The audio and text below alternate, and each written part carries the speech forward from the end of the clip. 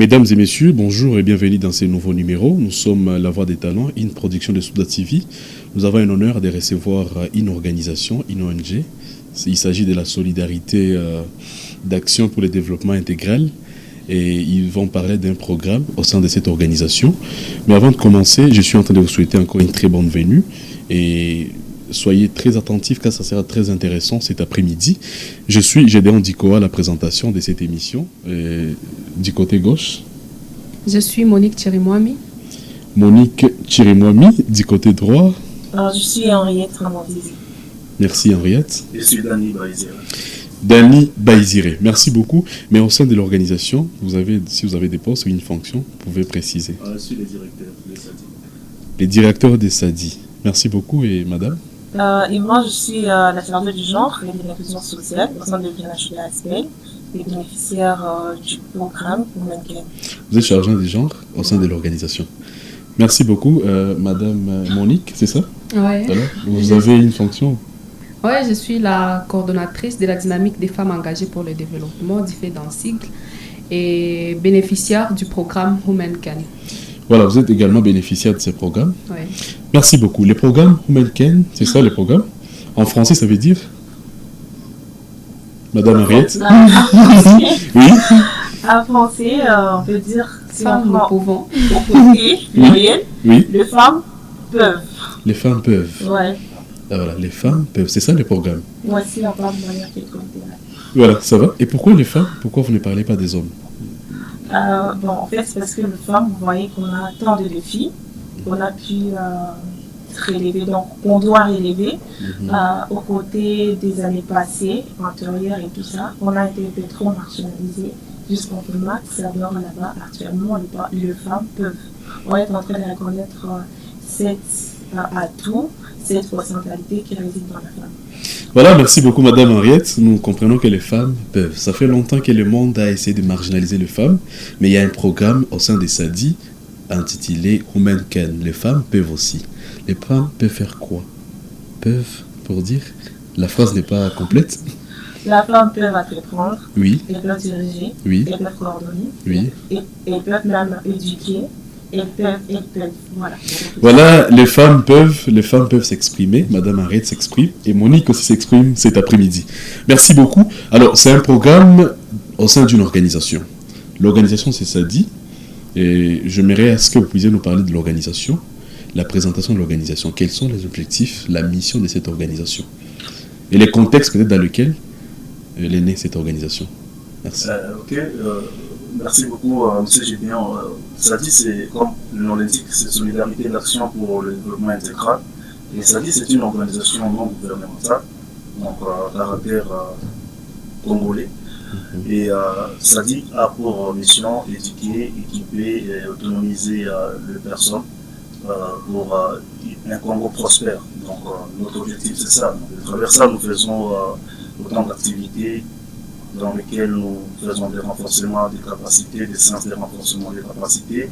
Nous faisons également des recherches pour la prospérité, donc, et nous travaillons également dans le plaidoyer. Donc nous défendons les droits humains. Et c'est ce qui résume un peu les activités que nous faisons au sein des SADI. Voilà, merci beaucoup. Ça fait combien d'années SADI existe? SADI date, ce n'est pas une organisation jeune, c'est depuis 2003. 2003. 2003 que SADI a été créé. Mais personnellement, j'ai rejoint SADI plus tard après, depuis l'année 2020, je suis donc le directeur exécutif de SADI. Et donc SADI a commencé avant moi. Voilà, merci beaucoup. SADI a commencé avant vous et vous êtes là pour la continuité des objectifs des SADI. Évidemment. Voilà, une très bonne chose. J'ai pensé en 2003, vous étiez déjà là. Comme directeur. Non, ça je pense à l'école primaire. Voilà, mais si Dani était encore à l'école primaire pendant que SADI était en train de naître. Et en 2020, il a rejoint SADI, c'est ça. Merci beaucoup. Alors, nous sommes très très heureux de vous recevoir encore chez Souda TV pour nous parler de ces programmes au sein de SADI. Womenken, vous avez dit, les femmes peuvent. Voilà, une très bonne chose. Alors, nous allons essayer un peu de comprendre certains éléments. Parce qu'au sein de ces programmes, d'abord, j'aimerais que nous puissions comprendre ces programmes. Vous faites quoi au sein de ces programmes? Vous nous avez parlé de l'organisation. Le programme maintenant, les femmes peuvent. Alors, vous avez lancé le programme. quelles sont les activités qui seront au sein du programme pour réaliser l'objectif? Voilà. Merci beaucoup. Au sein de ce programme, il y a beaucoup d'activités qui sont enregistrées. Au début, la première phase, c'est la phase dans laquelle nos participantes, Madame Monique et Henriette, sont en train de participer évidemment. Et c'était la première phase qui était censée former 100 femmes à Kabaré et aussi à Bukavu dans le plaidoyer, dans l'entrepreneuriat et le leadership féminin. Alors c'était une phase qui devrait durer 3 mois et structurée donc ainsi par des séances de capacitation, des ateliers, des formations pratiques, des webinaires et tout, pour équiper les femmes par ces 3 compétences, donc en leadership féminin, en plaidoyer, mais également en entrepreneuriat. Et cela a été fait à Bukavu, tout comme à Kabari, Dakar, Moressa, et donc les femmes de Kabari aussi ont été aussi bénéficiaires dans ce programme. La deuxième phase, c'est la phase dans laquelle nous sommes pour ce mois d'avril, donc c'est la phase médiatique, donc une campagne médiatique pour valoriser les compétences transmises, les compétences que les femmes ont acquises au sein de ces programmes manqués pendant cette période de 3 mois passés. Et pendant cette période, nous serons donc en train de passer dans le média. D'ailleurs, nous sommes très ravis de commencer ces programmes médiatiques au sein de Souda TV, et c'est un honneur pour nous. Donc c'est une phase pendant laquelle nous allons médiatiser ce que nous avons fait, ce que nous avons déjà réalisé en termes de formation, en termes des ateliers de capacitation. Et plus tard après, ce mois d'avril, nous serons dans le mois de mai, pendant lequel nous serons en train d'organiser des ateliers avec les hommes aussi. Parce qu'on s'est dit qu'on ne va pas parler des droits des femmes sans pour autant aussi impliquer les hommes. Et que donc, notre stratégie, c'est d'organiser aussi des ateliers avec des hommes sur la masculinité positive, les dialogues intergénérationnels, une façon de prouver, de mettre aussi, de donner la place aux hommes comme des alliés dans cette lutte, dans la défense des droits des femmes. Parce que il y a longtemps, lorsqu'on parlait des droits des femmes, certains hommes se sentaient un peu menacés, comme si c'était comme une menace en fait. Alors on s'est dit, il faudrait qu'on approche aussi les hommes, il faudrait qu'on inclue aussi les hommes pour qu'ils ne se sentent pas menacés, mais qu'ils comprennent leur rôle en fait, dans la défense des droits des femmes. Et après cette phase, nous allons passer à un forum alors qui va centraliser presque tout ce que nous avons fait pendant toute cette période de 6 à 7 mois. Et dans le mois de juillet, donc, qui sera la fin, la clôture de ces projets, nous allons organiser un forum qui va rassembler beaucoup de gens, à peu près 200 personnes et plus, des organisations de la société civile impliquées dans la défense des droits des femmes, et les bailleurs, les potentiels au fait, ces investisseurs, donataires qui soutiennent cette cause, et les médias aussi, des entrepreneurs aussi, parce qu'on a formé aussi des entrepreneurs, et ce sera alors un moment de pouvoir présenter les résultats de ce travail et aussi accroître l'impact en fait, dans la lutte contre la stigmatisation ou la vulnérabilité qui est un sujet vraiment trop récurrent et qui fait d'ailleurs l'objectif de parler des humanitaires. Voilà, c'est très intéressant ces programmes. Je comprends que d'abord les femmes sont les premières bénéficiaires de ces programmes. Alors pour la première phase, vous avez parlé des leadership féminins comme un élément pendant la formation. Vous avez parlé de la formation. Et de la formation, vous avez parlé des leadership féminins. J'aimerais que nous puissions comprendre ces concepts. Madame Monique, bonjour encore. Bonjour. Voilà, selon vous, c'est quoi le leadership? Pour moi, le leadership, c'est défini par 3 concepts, notamment diriger, inspirer et transformer. Quand on dirige les gens, on est leader parce qu'on a les gens derrière nous qui nous suivent. Et comment maintenant on dirige ces gens? On les dirige, ces gens nous suivent parce qu'ils sont inspirés de nous. Ils sont inspirés par nos compétences, par nos valeurs que nous inculquons. Et tout ça les transforme aussi. Ça les aide à être transformés et à devenir aussi des vrais leaders et des vrais exemples pour leur communauté. Voilà. Actuellement, beaucoup de gens s'appellent leaders et je trouve que ces gens n'influencent pas positivement leur communauté par leur façon d'être, par leurs compétences, par leur façon d'inspirer et notamment par les valeurs qu'ils inculquent. Et je trouve que pour moi, le leadership, c'est résumé en ces 3 termes. Voilà, je comprends que la formation était vraiment intéressante et vous avez compris le leadership dans ces sens. Alors, courage et félicitations déjà, bravo pour les éléments que vous avez retenus pendant la formation. Alors, vous avez suivi la formation, vous êtes bénéficiaire de cette formation, vous avez participé. Alors, j'aimerais comprendre comment est-ce que ce programme a-t-il changé votre perception, votre façon de voir selon vos propres capacités? À travers le programme Womencan nous a présenté quelques figures pratiques du leadership féminin. En tout cas, nous avons vu que le leadership féminin n'est pas que théorique, mais il est pratique. Parce que dans la ville de Bukavu, beaucoup de gens pensent qu'il n'y a pas vraiment des figures pratiques de leadership féminin, mais à travers ces programmes, nous avons vu ces femmes. Et moi, j'étais en train de me représenter dans ces femmes-là et je me disais aussi, yes, I can. Je me suis dit, oui, à un certain moment, on a la peur, à un certain moment, on pense qu'on ne peut pas faire quelque chose. Mais quand tu vois des femmes, les femmes te narrent leurs histoires, elles te parlent de leur parcours, tu vois que ça n'a pas été facile aussi, même pour elles. Et donc, on a du travail à faire.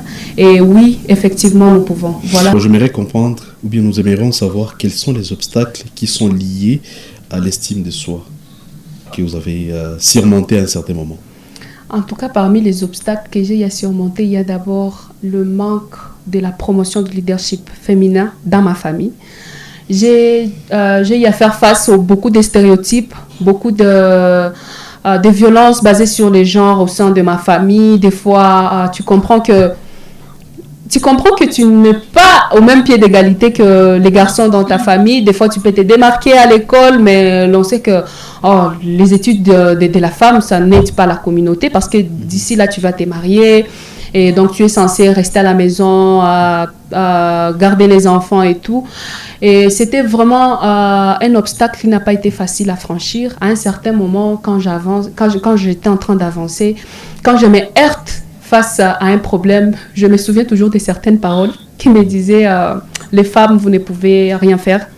Et ce n'était pas facile à surmonter cet obstacle. Mais aujourd'hui, à travers d'autres femmes, j'ai vu que oui, nous aussi, en tant que femmes, nous pouvons impacter positivement notre communauté. Et c'est comme ça que j'ai travaillé sur ça. J'ai approché aussi d'autres femmes qui sont dans le même domaine que moi. Il y a les femmes qui étaient en train de m'encourager. À un certain moment, mon père lui-même m'a tenu maintenant la main forte pour avancer. Voilà, finalement, il a compris. Effectivement. Voilà, je comprends que ce programme va vraiment aider beaucoup de femmes. Et je suis en train de dire merci au directeur qui est là, de Sadi, parce que c'est un programme déjà, je comprends que les femmes sont vraiment bénéficiaires et elles ont bénéficié de ça. Alors, il y a des coutumes qui sont rétrogrades au sein de notre communauté.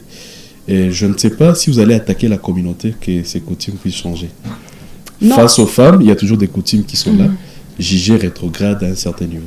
Effectivement, ce n'est pas la coutume. Bon, il y a certaines choses que l'on ne peut pas changer dans la coutume, sinon les détenteurs de la coutume vont te dire que nous risquons de perdre notre originalité, notre identité en abandonnant nos coutumes. Mais ce que nous sommes en train de faire, et évidemment c'est ce que Sadi est en train de faire, c'est de former les femmes, les informer aussi, et les inculquer certaines compétences pour qu'elles soient éveillées.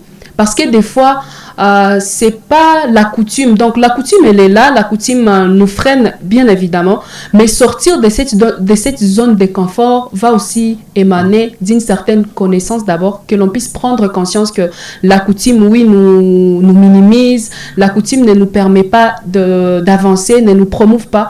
Mais la prise de conscience d'abord, elle est la première chose. Et enfin, travailler sur soi, malgré qu'il y a la coutume, mais nous allons montrer aux gens, c'est pas vraiment qu'on va barrer la coutume, mais la coutume va constater que la femme s'est développée, la femme s'est réveillée, Et la coutume, ce n'est pas une parole d'évangile, ce sont les hommes qui ont... c'est juste des constructions sociales que les hommes ont établies. Et ces constructions-là peuvent changer à travers la femme, parce que la femme, elle est la première victime. Et c'est à elle maintenant d'être éveillée, de se réveiller, de sortir de cette zone de confort qu'elle a été mise il y a longtemps. Et voilà, c'est comme ça qu'on peut changer au fait les choses. Voilà, après avoir compris tout cela, après avoir suivi la formation, après avoir suivi le programme Women Can, comment vous sentez actuellement dans la communauté comme une femme leader? Filles qui sont appelées à faire la relève demain. Et donc, si nous sommes formés, s'il y a des femmes qui nous ont précédées, des femmes comme Madame Solange Loachiga qui passent devant et qui laissent la porte ouverte pour nous, donc je me sens fière d'abord de ça. Et à part ça, je me sens vraiment encouragée par les autres femmes qui excellent et qui nous tiennent la main forte. Car je l'ai dit tantôt, quand une femme s'élève, elle ne s'élève pas seulement pour elle, mais elle s'élève pour toute la communauté. Donc nous, les femmes qui nous lèvons aujourd'hui, ne nous lèvons pas seulement pour nous, nous nous lèvons pour toute la communauté et nous nous lèvons aussi pour d'autres jeunes filles qui viennent après nous. Voilà, merci beaucoup. J'aimerais à ce que les années à venir, qu'on puisse parler de Madame Monique. Parce que vous parlez de Madame Solange, Madame Abidja. Comme ça, vous allez inspirer aussi les filles qui sont derrière vous. Voilà. Effectivement. Bon, une question peut-être personnelle ou intime. Alors, vous pensez un jour que vous serez mariée? Vous avez cette vocation? Oui. D'accord. Alors, j'aimerais à ce que vos filles soient inspirées par vous. Nous aimerions, nous, la communauté. Et que les filles qui seront là puissent parler de vous. Voilà, je comprends que cette formation a été vraiment bénéfique pour vous, les femmes qui avez participé. Et félicitations déjà au programme parce que je comprends que vous avez retenu beaucoup d'éléments. Et ce que j'aime, vous dites avec fierté et une certaine confiance. Je suis en train de comprendre que la formation vraiment a eu un impact direct. Voilà, merci beaucoup Madame Monique. Merci aussi et merci à Sadi pour ces programmes vraiment riches qui nous aident à avancer et qui nous aident à atteindre aussi nos objectifs visés. Voilà, merci beaucoup. Des objectifs visés. Ah, ça, c'est bien souligné. Alors, Madame Henriette, vous souriez, ça va? Ah ouais, ça va très bien. Vous avez pris part à cette formation. Exactement. Et vous êtes bénéficiaire de ces programmes. Exactement. Et d'abord, l'idée générale de ces programmes. Maintenant, de l'idée générale, si on commence aujourd'hui, on va pas vraiment finir.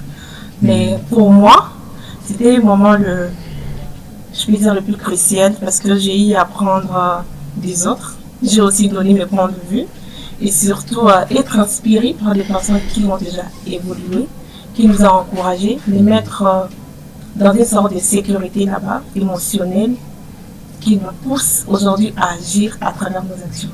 Quand je parle de l'humain, bon, on parle de l'homme et de la femme, bien sûr, mais moi, je me suis beaucoup plus articulée sur la femme, précisément la jeune fille. Pour moi, ça m'a permis de développer mon observation, identifier les différents problèmes, chercher des solutions alternatives, tout comme des solutions directes et durables. Voilà, tout ça, moi je me dis que quand on parle souvent de l'entrepreneuriat, on voit directement le business, on voit du point 0 au point 1, on voit toujours des choses sur les statuts, mes chéris, mes loulous, il y a des choses, vendez, je sais pas quoi, tout ça. Mais moi, je m'étais dit, mon entrepreneuriat à moi sera beaucoup plus centré sur l'humain et sur la jeune fille. Parce que j'ai observé, je m'étais dit, il y a beaucoup plus de problèmes auxquels je peux soit porter des solutions qui peuvent être durables, tout comme alternatives. Au-delà de ce genre de statuts dont vous parlez, voilà, venez payer, venez acheter. Parce que actuellement, les femmes à Bukavu, ou bien au Congo alors, elles sont en train de faire le business via l'internet. Vous allez voir une dame, elle n'a pas de boutique, mais elle poste des marchandises. Une fois on passe la commande, la femme va directement aller chercher ça dans un dépôt.